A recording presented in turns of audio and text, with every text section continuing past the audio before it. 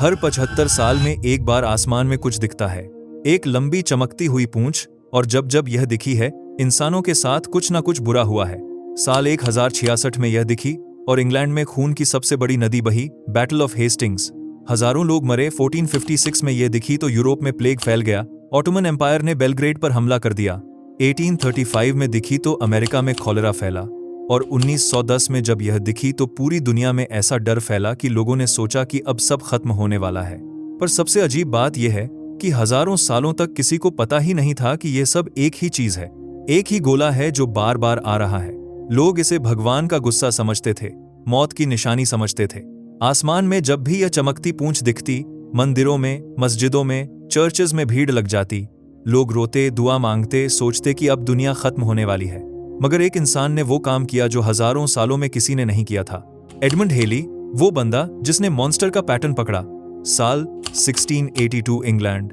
एक 26 साल का नौजवान रात को आसमान की तरफ देख रहा है, और आसमान में वो चमकती पूंछ दिख रही है जिसे देखकर पूरी दुनिया डर रही है। पर हेली डरा नहीं, उसने कुछ अलग किया। जहां बाकी लोग दुआ मांग रहे थे, हेली ने पेन उठाया।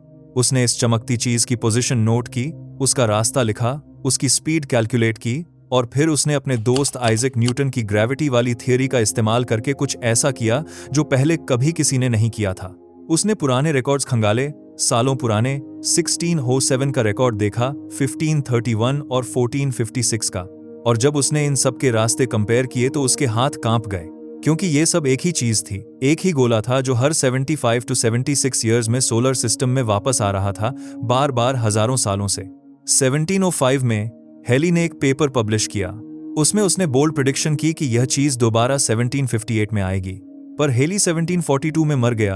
अपनी प्रेडिक्शन से 16 साल पहले उसे कभी पता नहीं चला कि वो सही था या गलत। और फिर आई 25 दिसंबर 1758, क्रिसमस की रात। जर्मनी में एक किसान जिसका नाम था योहन ग्योर्ग पलित्ज ने आसमान में उस चमकती पूंछ को देखा। बिल्कुल वहीं, बिल्कुल उसी वक्त जहां हेली ने बोला था। पूरी दुनिया को एहसास हुआ कि हेली सही था। एक इंसान ने पहली बार किसी कॉस्मिक मॉन्स्टर का पैटर्न समझ लिया था, और उसी दिन से इस गोले का नाम पड़ गया कॉमेट हैली। अब यहां पर एक ऐसी बात है जो सुनकर तुम्हारे रोंगटे खड़े हो जाएंगे। 1835 में जब हेली का कॉमेट दोबारा आया तो अमेरिका में एक बच्चा पैदा हुआ। उसका नाम था सैमुअल क्लेमेंस, जिसे दुनिया मार्क ट्वेन के नाम से जानती है, अमेरिका के सबसे बड़े लेखकों में से एक। अब मार्क ट्वेन को पता था कि वो हैली के कॉमेट वाले साल में पैदा हुए थे, और 1909 में जब उनकी तबीयत खराब हो रही थी तो उन्होंने कहा, मैं हैली के कॉमेट के साथ आया हूं। यह अगले साल दोबारा आ रहा है और मुझे उम्मीद है कि मैं इसके साथ ही जाऊंगा। और सुनो क्या हुआ। 20 अप्रैल 1910 को हैली का कॉमेट सूरज के सबसे करीब पहुंचा, और ठीक अगले दिन 21 अप्रैल 1910 को मार्क ट्वेन का दिल बंद हो गया। कॉमेट के साथ आए थे, कॉमेट के साथ चले गए, जैसे ब्रह्मांड ने खुद उनकी बात सुन ली हो।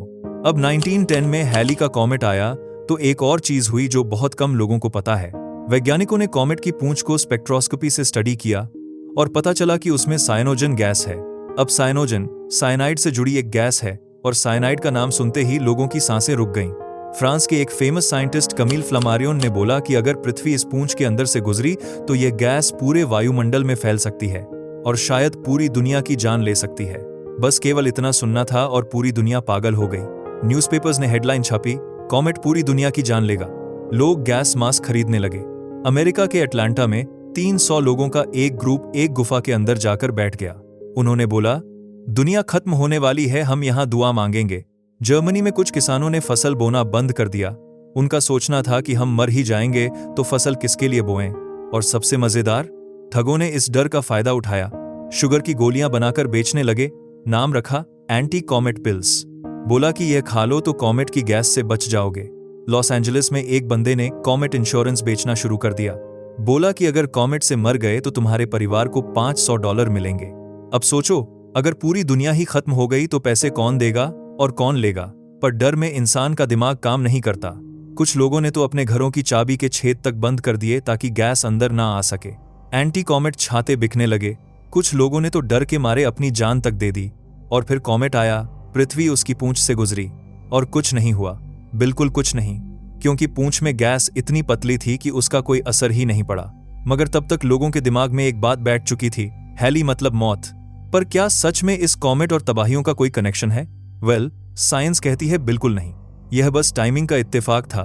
हर 75 साल में कॉमेट आता था, और 75 साल में दुनिया में कोई ना कोई बड़ी घटना तो होती ही है। लोगों ने बस दोनों को जोड़ दिया। पर यह कॉमेट है क्या चीज? यह कहां से आता है और क्यों बार बार लौटता है? इसका जवाब जानने के लिए इंसानों को अपना स्पेसक्राफ्ट भेजना पड़ा। और वो कहानी शुरू होती है 1980 से, जब इंसानों ने मॉन्स्टर का पीछा करने का प्लान बनाया। 1980 में वैज्ञानिकों को पता चला कि हैली का कॉमेट 1986 में दोबारा आने वाला है। अब यह मौका अगर छूट गया तो अगला मौका 2061 में मिलेगा। सोचो 2061, तब तक आज के ज्यादातर वैज्ञानिक जिंदा भी नहीं रहेंगे। तो पूरी दुनिया ने एक रेस शुरू की, इस मॉन्स्टर तक पहुंचने की रेस। यूरोप ने प्लान बनाया जियोटो नाम का स्पेसक्राफ्ट। इसका नाम रखा गया एक इटालियन पेंटर जियोटो डी बोंडोने के नाम पर, क्योंकि इस पेंटर ने 1301 में हैली के कॉमेट को देखा था और उसकी पेंटिंग बनाई थी। उसने कॉमेट को बेथलेहेम का तारा बनाकर पेंट किया। 700 साल बाद उसी के नाम पर स्पेसक्राफ्ट बना। जापान ने 2 छोटे प्रोब्स भेजे, साकीगाके और सुइसेई। पर अमेरिका के साथ कुछ बहुत बुरा हुआ। असल में नासा ने पहले 1981 में एक डेडिकेटेड हैली मिशन का प्लान बनाया था, एक स्पेसक्राफ्ट जो सीधा कॉमेट तक जाएगा, मगर बजट की कमी की वजह से वो मिशन कैंसिल कर दिया गया।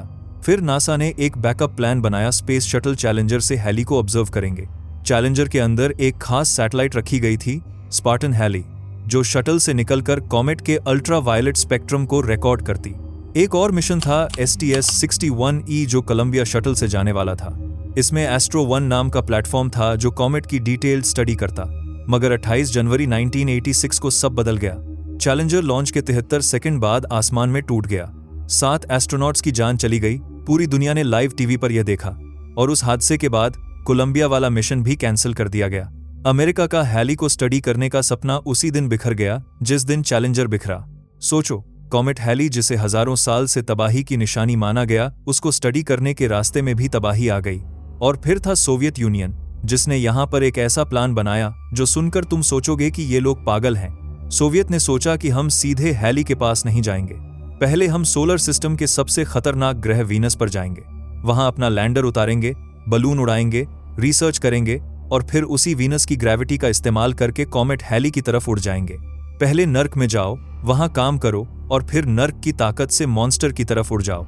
और इसी वजह से इस मिशन का नाम रखा गया वेगा। वी मतलब वेनेरा यानी रूसी में वीनस, गा मतलब गैली यानी रूसी में हैली, वेनेरा प्लस गैली मतलब वेगा।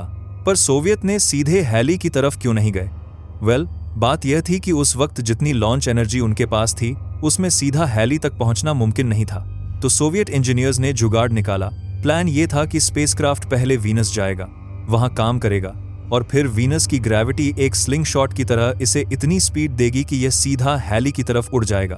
और यह मिशन सिर्फ सोवियत नहीं था। France, Austria, Hungary, Poland, Bulgaria, Czechoslovakia और ईस्ट तथा वेस्ट जर्मनी, इन सब ने मिलकर इसमें काम किया। कोल्ड वॉर के बीच में, जहां दुनिया 2 हिस्सों में बंटी थी, साइंस ने इन सब को एक कर दिया। तो सोवियत ने 2 एक जैसे स्पेसक्राफ्ट बनाए, वेगा 1 और वेगा 2। दोनों का वजन करीब 4920 kg। इनके अंदर कैमरास लगे थे, गैसेस पहचानने वाले इंस्ट्रूमेंट्स थे, धूल के कणों की केमिस्ट्री बताने वाले सेंसर्स थे और सबसे खास चीज एक 3.5 मीटर का हीलियम बलून जो वीनस के बादलों में उड़कर वहां की हवाओं को नापेगा। 15 दिसंबर 1984 को वेगा 1 लॉन्च हुआ बाइकोनूर कॉस्मोड्रोम से। 6 दिन बाद 21 दिसंबर को वेगा 2 भी रवाना हो गया। दोनों निकल पड़े स्पेस के अंधेरों में अपने डबल टारगेट की तरफ। अब यहां पर एक चीज समझ लो, जब मैं वीनस को नर्क बोल रहा हूं तो सच में नर्क ही है। वीनस का टेम्परेचर 475 डिग्री सेल्सियस है, इतना कि ग्लास पिघल जाए। वहां का प्रेशर 90 एटमॉस्फेरिक है, मतलब ऐसा फील करो कि तुम समुद्र में 900 मीटर नीचे हो। इंसान एक सेकंड में दबकर खत्म हो जाए। और वहां की हवाओं में सल्फ्यूरिक एसिड है, हाइड्रोक्लोरिक एसिड, हाइड्रोफ्लोरिक एसिड है, मतलब हवा भी जहर है। और सोवियत ने बोला कि हम वहां अपना लैंडर उतारेंगे और बलून उड़ाएंगे, जो कि प्रैक्टिकली पागलपन था। 11 जून 1985 वेगा 1 वीनस के पास पहुंचा। 2 दिन पहले ही इसने अपना गोल्ड कैप्सूल रिलीज कर दिया था। यह कैप्सूल वीनस के अंदर घुसा 11 किलोमीटर पर सेकंड की स्पीड से, ऊपर से 200 G से ज्यादा का डिसेलरेशन झेला। चारों तरफ सल्फ्यूरिक एसिड के बादल, टेम्परेचर बढ़ रहा है, प्रेशर बढ़ रहा है और उस नर्क के बीच पैराशूट खुला। कैप्सूल के अंदर 2 चीजें थीं, एक लैंडर जो नीचे जमीन पर उतरेगा और एक बलून जो बादलों में उड़ेगा। अब यहां पर एक ऐसी बात हुई जो काफी कम लोगों को पता है और जो इस मिशन की सबसे बड़ी ट्रेजेडी थी। वेगा 1 का लैंडर नीचे उतर रहा था। उसके अंदर एक ड्रिल लगी थी जो वीनस की जमीन की मिट्टी खोदकर एनालाइज करने वाली थी। पर जब लैंडर अभी जमीन से 20 किलोमीटर ऊपर था तो वीनस की खतरनाक हवाओं ने इसे इतना जोर से झटका दिया कि उस झटके से ड्रिल और सारे सरफेस एक्सपेरिमेंट्स गलती से एक्टिवेट हो गए। हवा में 20 किलोमीटर ऊपर जहां कोई मिट्टी थी ही नहीं, मतलब सारे सरफेस एक्सपेरिमेंट्स बर्बाद। जिस चीज के लिए इतनी मेहनत की वो एक झटके में खत्म। ये उन गलतियों में से थी जो मिशन को पूरी तरह तोड़ सकती थी। मगर बलून ने कमाल कर दिया। जब लैंडर नीचे गिर रहा था, बलून अलग हो गया। 54 किलोमीटर की ऊंचाई पर हीलियम से भरकर फूला और वीनस के बादलों में तैरने लगा। इसका शेल टेफ्लॉन से बना था ताकि एसिड से बच सके। और यह बलून 240 किलोमीटर प्रति घंटे की रफ्तार से चलने वाली हवाओं में बहता रहा। रात के साइड से दिन के साइड तक 11,600 किलोमीटर का सफर। वीनस के पूरे गोले का 30%, 46 घंटे तक यह बलून उड़ा। किसी दूसरी दुनिया के आसमान में यह पहली बार था और आज 2026 तक यह आखिरी बार भी है कि किसी इंसानी बनाई चीज ने किसी दूसरे ग्रह के आसमान में उड़कर डाटा भेजा। 4 दिन बाद वेगा 2 भी वीनस पहुंचा। 15 जून 1985 को इसने भी अपना कैप्सूल छोड़ा और इस बार किस्मत ने साथ दिया। वेगा 2 का लैंडर सही से जमीन पर पहुंचा। 475 डिग्री सेल्सियस 91 एटमॉस्फेरिक प्रेशर उस झन्नुम में इसने ड्रिल चलाई, मिट्टी का सैंपल लिया। पता चला कि वीनस की मिट्टी एक खास तरह की ज्वालामुखी वाली चट्टान से बनी है। 56 मिनट तक डाटा भेजता रहा, फिर वीनस के नर्क ने इसे निगल लिया। और वेगा 2 के बलून के साथ तो एक और हैरान करने वाली बात हुई। वैज्ञानिकों का मानना है कि यह बलून शायद सल्फ्यूरिक एसिड की बारिश में से गुजरा। अगर यह सच है तो यह पहली बारिश होगी जो किसी इंसानी मशीन ने किसी दूसरे ग्रह पर रिकॉर्ड की। दोनों बलून्स मिलकर करीब 60 घंटों से ज्यादा वीनस के आसमान में उड़े। यह अपने आप में एक बड़ी अचीवमेंट थी। मगर यह तो सिर्फ आधा मिशन था। नर्क का काम खत्म हुआ, अब बारी थी मॉन्स्टर की। वीनस पर काम खत्म होने के बाद दोनों वेगा स्पेसक्राफ्ट ने वीनस की ग्रेविटी का इस्तेमाल किया और वीनस ने उन्हें धक्का दे दिया। करीब 3.2 किलोमीटर पर सेकंड की एक्स्ट्रा स्पीड, एक स्लिंग शॉट, और यहां से शुरू हुआ 9 महीने का एक लंबा खामोश सफर। स्पेस के अंधेरों में 2 प्रोब्स अकेले उड़ रहे थे। कोई आवाज नहीं, कोई रोशनी नहीं, बस एक मॉन्स्टर की तरफ बढ़ते जा रहे थे। अब यहां पर एक बात समझ लो जो इस मिशन को बहुत खतरनाक बना रही थी।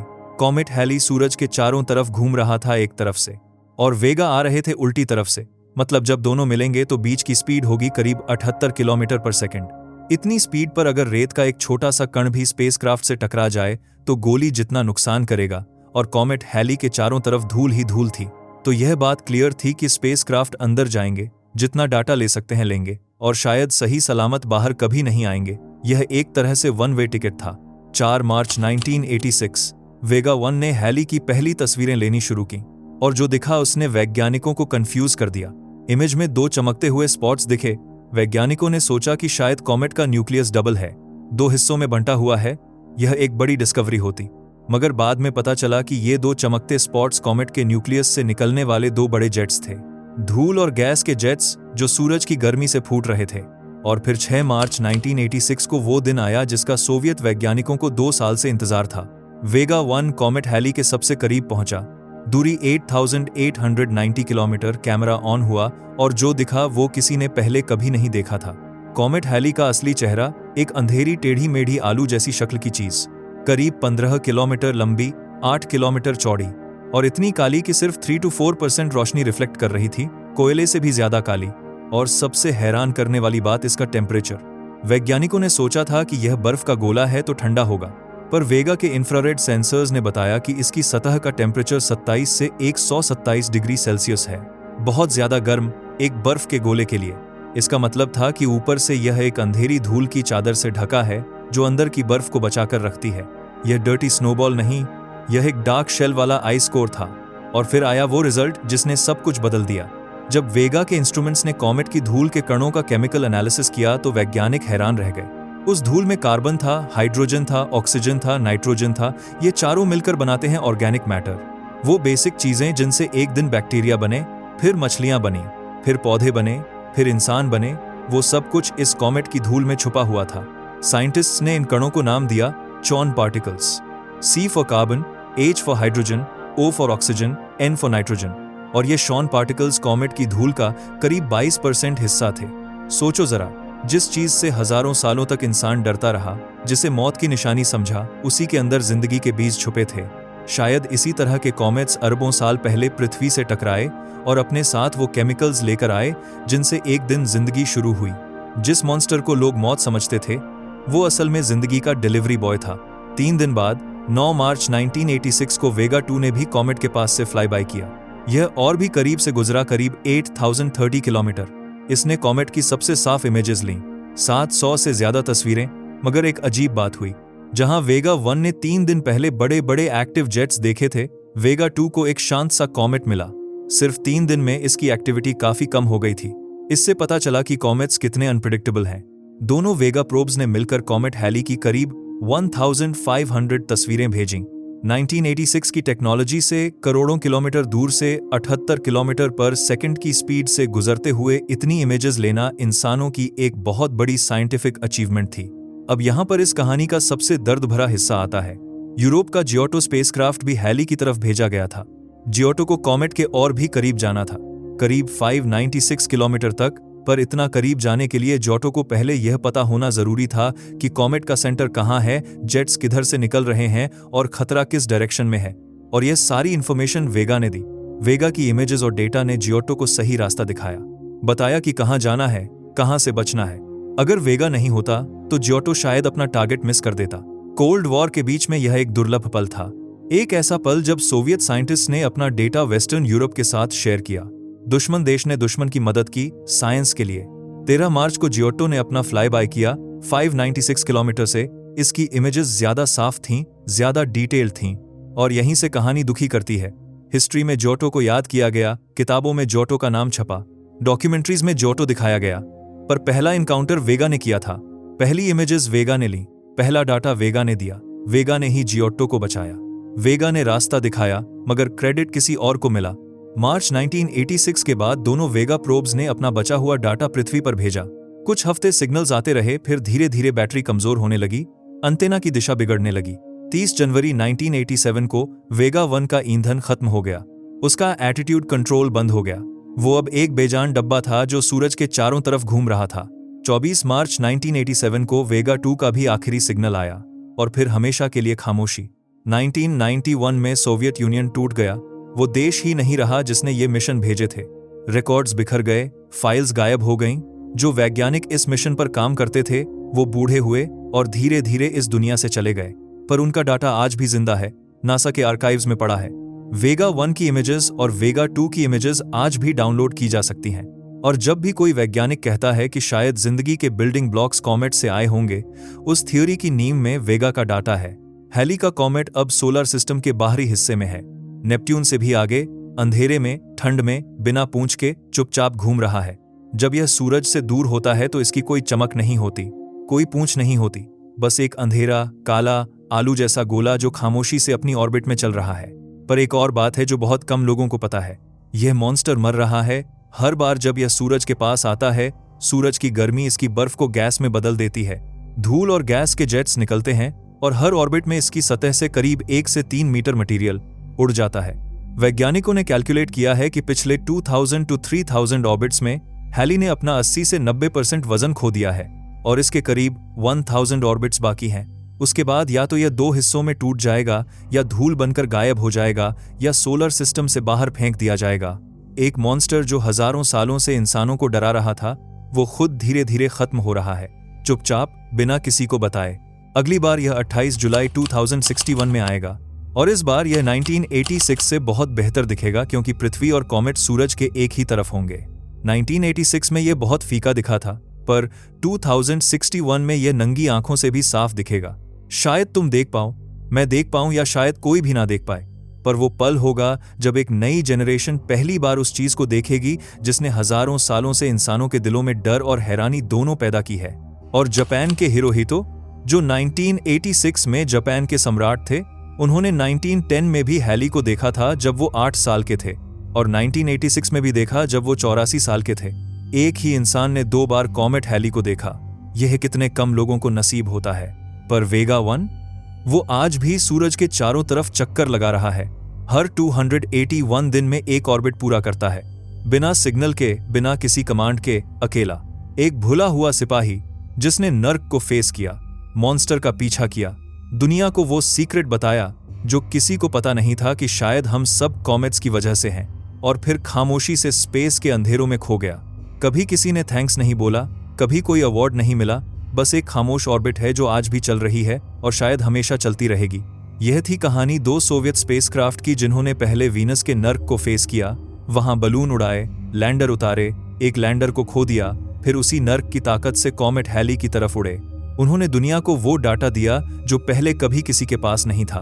उन्होंने यूरोप के मिशन को बचाया, उन्होंने बताया कि शायद जिंदगी की शुरुआत कॉमेट से हुई, और फिर बिना किसी शोर के, बिना किसी हेडलाइन के स्पेस के अंधेरों में खो गए। एक भुला हुआ मिशन जो कभी घर नहीं लौट पाएगा।